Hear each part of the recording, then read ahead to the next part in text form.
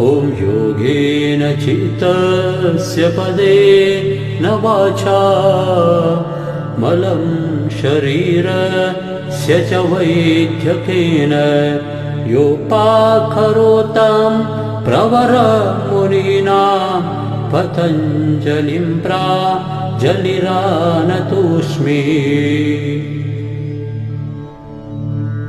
ॐ योगेन चित्तस्य पदे न वाचा मलं शरीरस्य च वैद्यकेन योपाकरोतां प्रवरमुनीनां पतञ्जलिं प्राजलिरानतोऽस्मि।